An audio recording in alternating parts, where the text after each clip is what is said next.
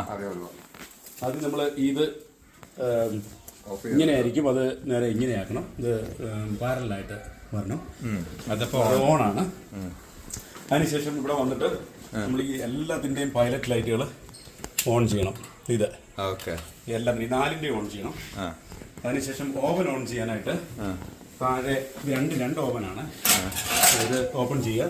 Just ഇങ്ങനെ മേലോട്ടൊന്ന് ചെയ്തിട്ട് ചെയ്താൽ മതി. അത് കഴിഞ്ഞിട്ട് ഇതാണ് ഓവൻ്റെ സ്വിച്ച്.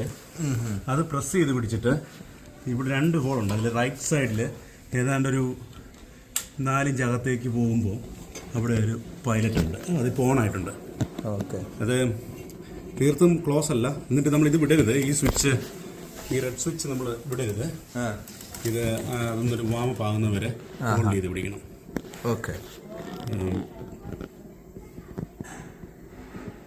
അത് തീർത്തും ഇങ്ങേറ്റത്തല്ല, ഒരു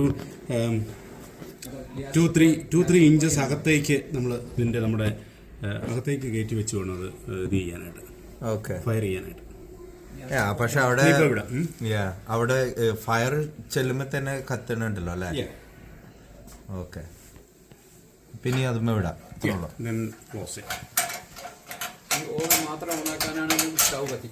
വേണ്ട, ഓവൻ സ്റ്റീൽ, അത് പൈലറ്റ് കത്തിക്കണം, അല്ലെങ്കിൽ ഗ്യാസ് ലീക്ക് ആയി.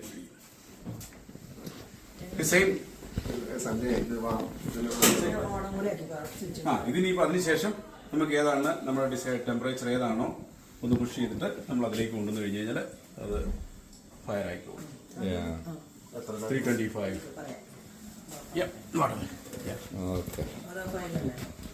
രണ്ട് സെപ്പറേറ്റ് ഓവനാണ്. സെയിം തന്നെയാണ് ഇപ്പുറത്ത്. 20 മിനിറ്റ് കഴിയുമ്പോൾ ഇതിനെ ഏറ്റവും ലോയിലാക്കിയിട്ട് ഇതെല്ലാം ഇത്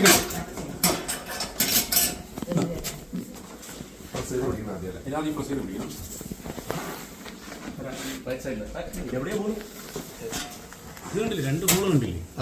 അതിൽ റൈറ്റ് സൈഡിൽ റൗണ്ട് ഹോള്, അതിനകത്തൊരു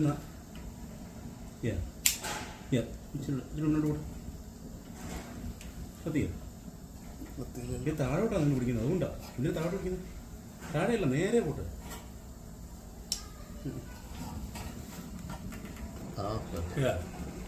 ഹോൾഡ് ചെയ്യണതല്ലേ? അത് ഹോൾഡ് ചെയ്യണം. അത് ചൂടാകുന്നുണ്ട്. ഒരു 30 സെക്കൻഡ്സ്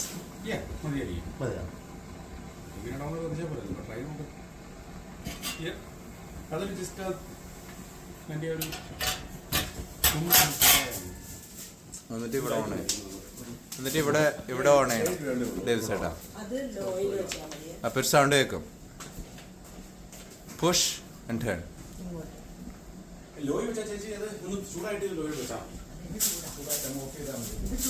You heard it? ഞാൻ കേട്ടായിരുന്നു.